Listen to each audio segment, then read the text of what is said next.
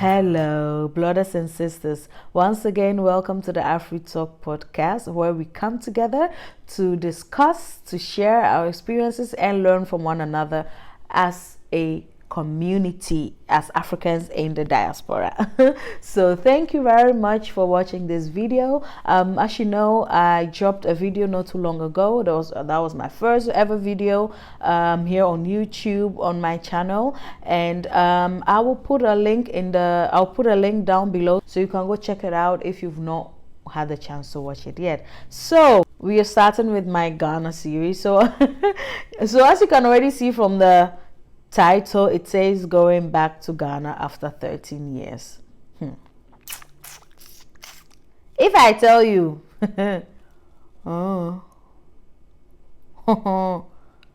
if I tell you, anyways, I remember when I think like 2 days, or I think like, let's say between 2 days or the same day or something, that I was about to leave Ghana to the Netherlands. I was having a conversation with my mom, my biological mother, and I was like, I'm gonna miss you. I can't wait to see you again. Oh, blah blah blah. And then she was like, huh? Can't wait to see who? You that I'll be seeing in the next 10 years. And I was like, 10 years. So you're trying to tell me that I'm going to live without you in another country for a whole decade without you? She's like, yes, normally, when you travel out like that, it has to take long. I'm like, but I'm a child. I mean, I would like to see you every year when I'm on vacation. She's like, unless you have the money, you can come. But other than that, see you in the next 10 years. And that was, for me, it became a reality. So in my head, I just put it somewhere back in my head, like, okay, I'm going to see my parents and other families, in Ghana again after 10 years. So my plan was, of course, if the opportunity comes and I'll be able to see them before that 10 years, of course, it's great, hallelujah. But in my head, I just focus on, I have to see them when it's exactly 10 years. So coming here to the Netherlands, living here, and just everything being new and not knowing a lot of people and all that, and all of a sudden people travel out to Ghana on vacation. Back then, I came in 2008, so at that time, or around that time, like between 2008 and like 5 years later, people used to travel most of the time. They used to go to Ghana during summertime, so during somewhere June to September or to August, like within that time frame. So because kids were on vacation, like summer break and things like that, so they could go for a longer vacation. So whenever people whenever it's summertime, I was always so sad, because like everybody in the church, like all my friends, most of the people in church, because I used to go to like a African church, right? So almost everybody, like the church was almost empty, because everybody was gone. Everybody was in Ghana, and I'll just be sitting there like, hey, when, oh God, when. And then when people come back, they'll have their hair plaited, or how do you call it, braided or what? I don't know. Correct me in the comment section below. Like people, like you can see that these people are just coming back from Ghana. Like you can just smell it. You can just feel it, I hated it. Because they'll always be telling you all these juicy stories, all these things that happen. And then all of a sudden they all can speak, the Akan language, and everybody's just flexing for you. Everybody, they'll be just showing pictures. Oh yeah, this is when I went to this. Oh, this is when I did that. Oh, this is when and I'll be like, I was born there. I had the privilege to be born there, so at least I'm supposed to be the one that you should be praising, not you that you go for 6 weeks vacation and then you come and be telling me stories. I'm the one that I have to be telling you all these juicy stories.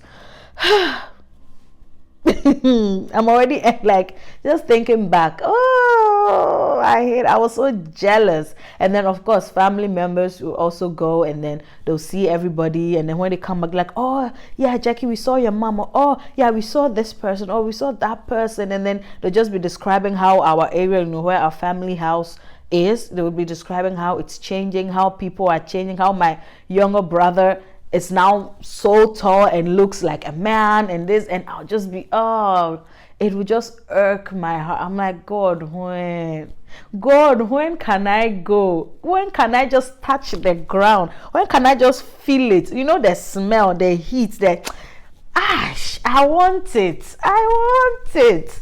Anyways, I can't go crash small. We go. We just the hustle. You know, small. 10 years came. I said yes. This year I shall go to Ghana. This year I shall go. This year I must go, no matter what happened. So at that time I was dating my now husband. We were dating, and he and his family were also going to go to Ghana. It was going to be in December. So of course, like, I started planning. I was so happy. I'm like, yeah, this year I'm going. And then I had to start a new course at school, and it just ruined everything because it was, my first year at that school. It was my first year, my first year doing that course, and I just couldn't leave. And I didn't know how my schedule was going to be around December. I mean, of course, standard, I will get, like 2 weeks vacation, but going to Ghana for the first time, just going to Ghana for 2 weeks, I've never done.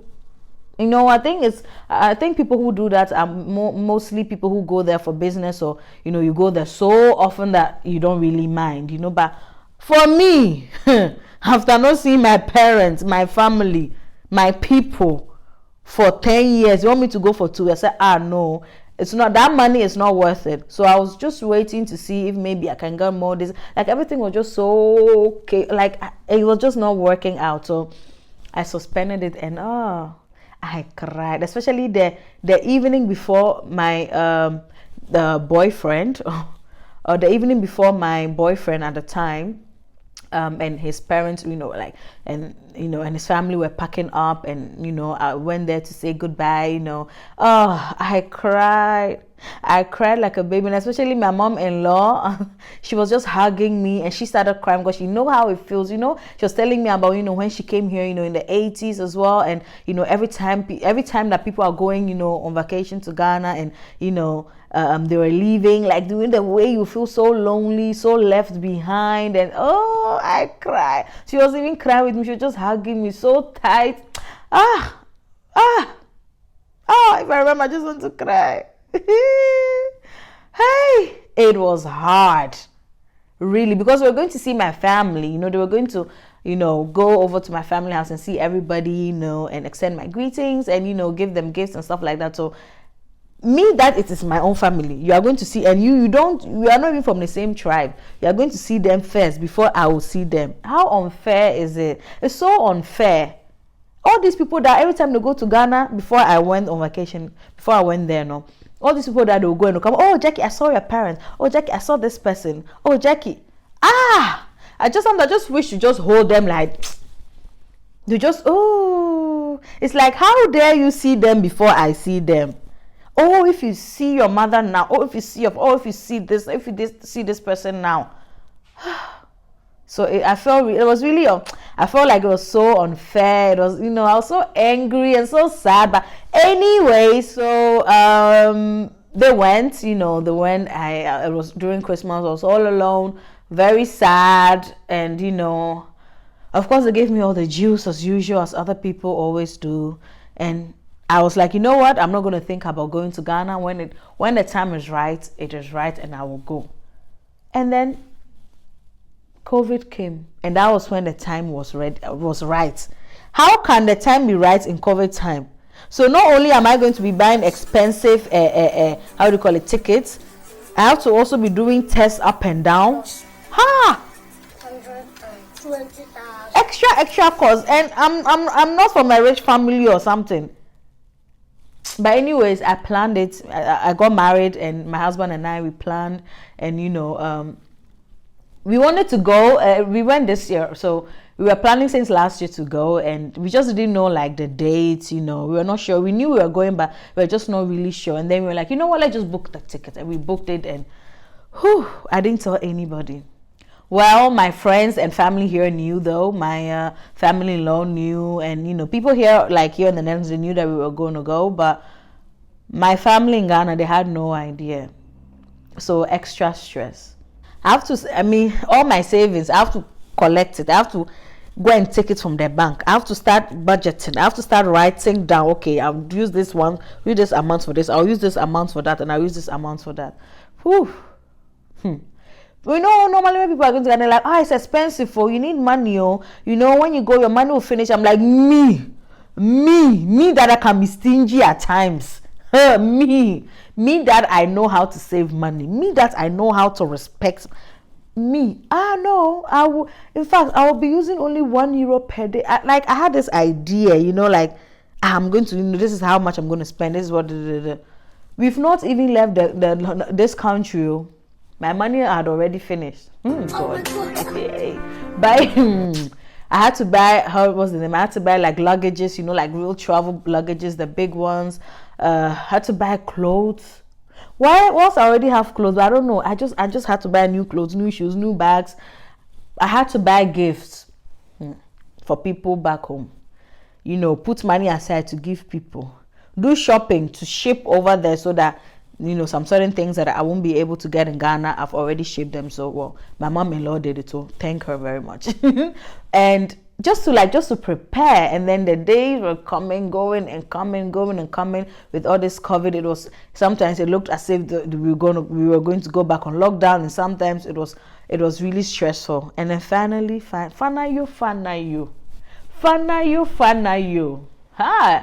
the week of the travel came. Or the travel went, or came. Yes, came. Hey, English. Hey, I couldn't sleep. Every day when I sleep, I'll be dreaming Ghana.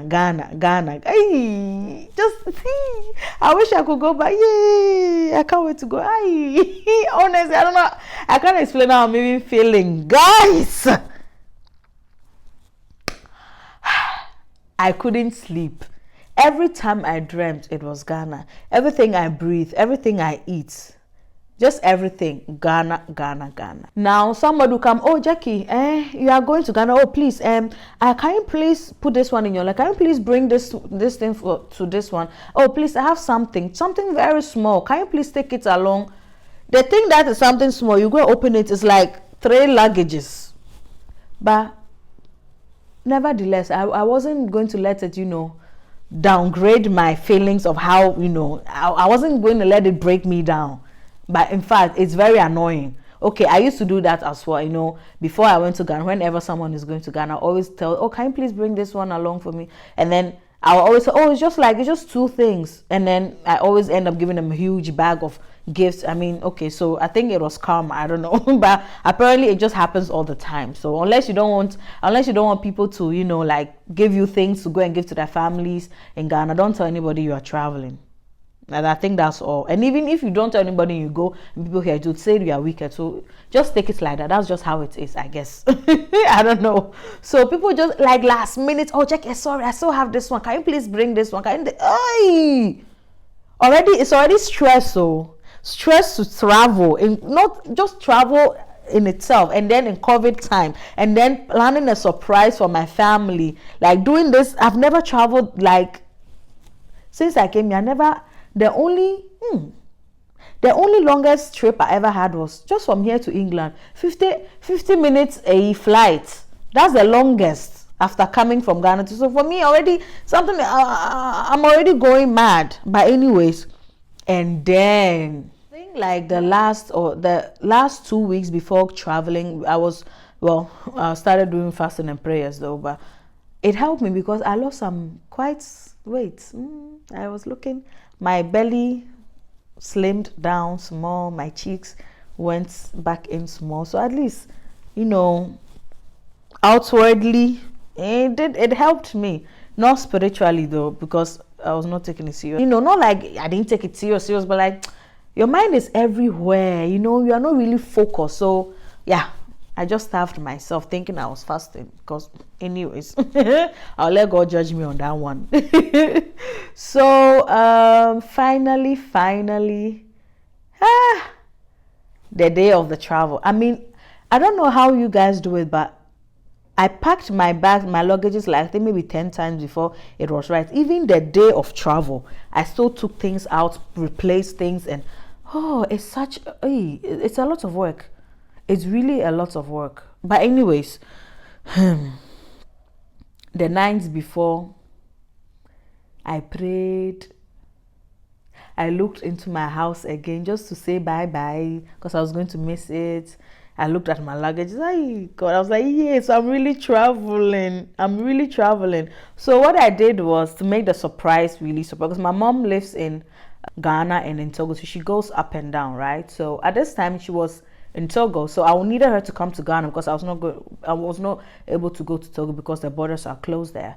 So I told her that, well, a friend of mine was coming over to Ghana, and I've given her some things to give to her, to my mom, so she needed to come to Ghana. So she was like, okay, no problem. I told my grandparents as well, like, oh, my grandparents live in Ghana, and I was like, oh, a friend of mine is just coming by, we'll come by and say hi to you guys, so you just receive her, and whatever, because I do that sometimes. I've had friends who went over there, so yeah, so they already know, so they were all thinking, oh, Jackie's friend is coming, soon or whatever. So I had to make sure, call my mom, call my grandparents, make sure that, plan is still there, make them believe it. And yeah, like the day or the evening before the travel, I couldn't sleep. I think I went to sleep around 2 or 3 in the morning, and I just couldn't sleep. I slept for like 2. And when you are going somewhere important and you put your alarm, you wake up before your alarm. I know you too. I always have that. My alarm was supposed to go off like, I think around 4:30 or so. I already woke up at 4, and I was just looking at my alarm. Why is time going so slow? I forced myself to go and bath, start packing, start doing the last 2 things, and yeah, oh Lord, it was stress, because now we are weighing the bags and it's overloaded. Oh, and then we had to repack everything. In fact, it was a whole stress. But anyways, the car came, picked us up, and I was just crying because I'm like, so this is real. So I'm really going, so this is not a joke. So I'm not going to, I don't know, England or France or Belgium or Germany. No, I'm really going to Africa. Not maybe like North Africa or somewhere that is just close to Africa, or maybe Spain or some island near. No, I'm going to West Africa.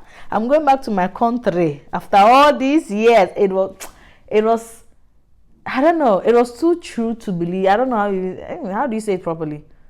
It was too true to believe, or it was too believed to be true. Correct me in the comment section. Why? Like, I just couldn't believe. It was so unreal. I felt so numb, and I don't know, the feeling, it was just like, wow, so I'm really going, like, really? Anyways, we were almost at the airport, and I started seeing the planes. Me, that I'm afraid of heights. In fact, I'm short. I think maybe that's why God created me short, because if I would have been tall, I would have been scared every day. Anyways, but I just started seeing the planes, and I was so scared. I started crying in the car, because I'm like, this plane will go and something happen, and then they cannot find us again. Like, who's going to bury my corpse? Like, I don't know. It's all this crazy. Like, I'm scared of flight. Like, that's just it. So I started crying. My husband was already like, don't worry. Oh no, I'm here with you. Don't worry, nothing will happen. God is with us. No, don't worry. We check in. Let me backtrack you. Before we travel, we had to do PCR tests. I was looking at the money we had to pay, and the money I have left to go and spend in Ghana. Hey! And above that, we had to already pay for the test we will do once we reach Kotoka. Hey! That's already my chop money, and it's already gone. And then we went to do the test, the PCR test, and this long thing. Oh my God! First, the person, the doctor or the nurse, whatever the person, he put it in my mouth. I was like, here we go. And I put it in my mouth and took it. I was like, oh, was that it? Oh, that's not that. It's not that something. Oh, it's not. It was not scary. And I was like, oh, now we're left to put it in your nose. I was like, bagam. Yes, this is now it is coming. And this thing went into my.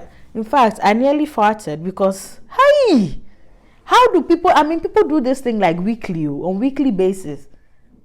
How do you? In your nose, I've never had something the only thing that goes into my nose is my fingers, but I've never had something. Corona, please hurry up and leave us so we can be free. Anyway, so we had our papers, everything ready. Oh my God, we got there. We had to check in. I wish I could just go back. The feeling was like, yes, Boga, I landed. Like, yes, I am now coming. I am now, yeah, man. My swag on, even though I was still Afri, but I was like, no, man, my swag, I'm put my swag on. Yeah, I'm going to Africa, man. Yeah, man, I'm going back to the motherland. I can also be taking pictures. Yeah, man, I'm going to see my family. What are you talking about? Anyway, so, God. So the time came. We had to board the plane.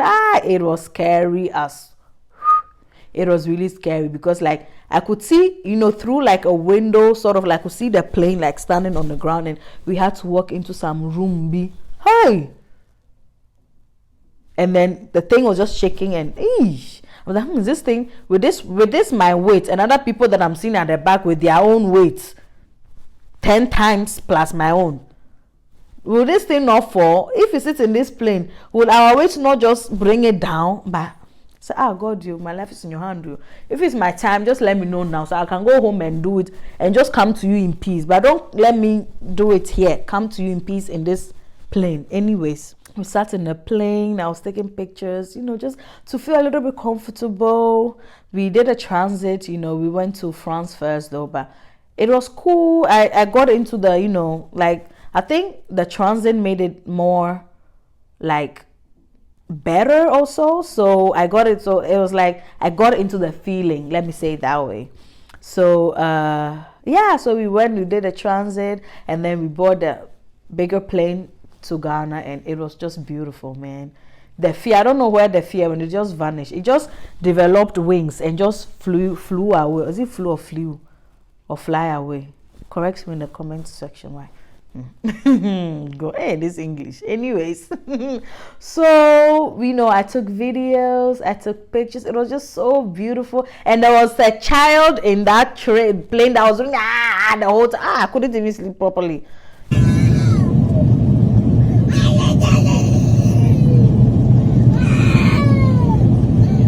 Anyways, apart from that, it was beautiful. It was beautiful, okay? So we came down, we came to Ghana. Oh my God.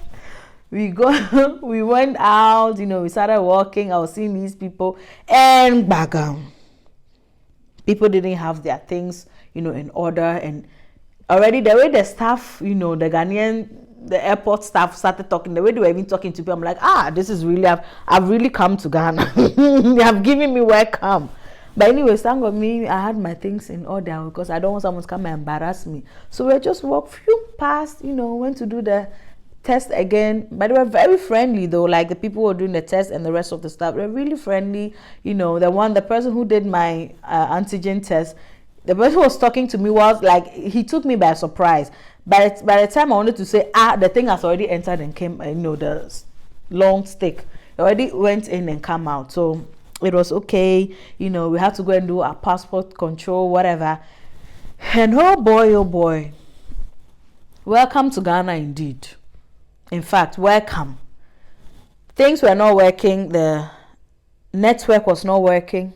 You saw people, they were just stressing. The manager was just going up and down. They're calling people on the phone. Like nothing was. And we have like hundreds of people waiting. Hundreds of people waiting to, do the passport control and pass through and just go home. No.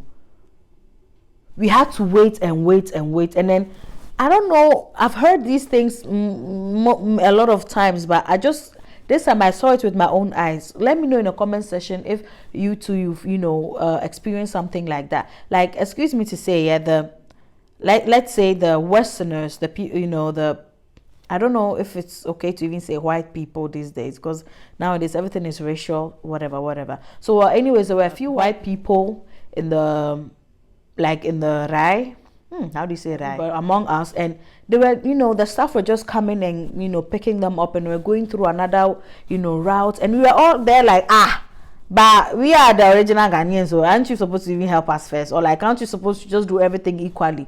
And people were so pissed. People were so angry. And then a computer started working, and then everything was just like people were standing at the left. They were standing there way before we, you know, other people, and including me, you know, we came through via another how do you call it, porch or whatever, and we were supposed, and then they were supposed to go first, but we, you know, we got the chance to go first, and people were just insulting each other. And come and see burgers that just arrived from Europe. Some people were talking I don't even know which language. Spanish mix German, mix English, mix Chinese, I don't know. Like, this man, yeah, man, I've come back to, you know, I've come back from Europe. They were just mixing languages and talking tough on the staff just to show them, I'm from Europe. You can't talk to me like that, man. Like, come and see insults, come and see bragging, come and see languages, come and see accent. I just was there like, hey, is this Ghana? Is this what I've been missing? Anyways, finally the thing started working, and we went through. Last check. Before the last, we went to get our luggages, and these people were taking our luggages, you know, giving it to us. Something for the boys. I looked at my husband like, what do they mean?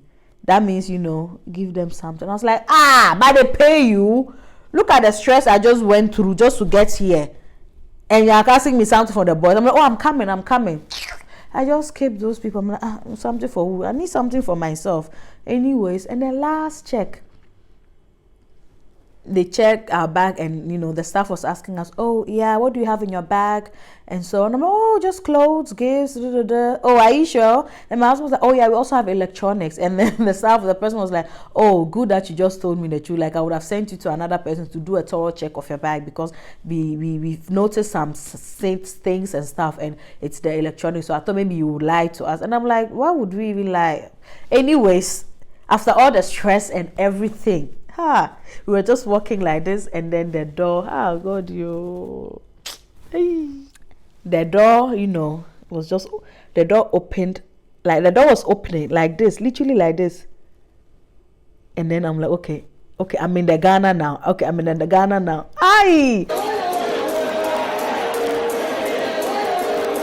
Come and see. Anyways, watch out for my next video. Why? I will continue this story because it's going to be too long. Thank you for watching this video this week. Please do subscribe, click on the notification bell, like, comment, and share this video with everyone you know. And leave a comment, like, let us discuss, like, I need you guys' opinions, like, these things that I've said. I want to know if you guys have also went through the same or similar. Just let me know. And yeah, watch out for the next video next week. Thank you. That's all I have for you. Bye.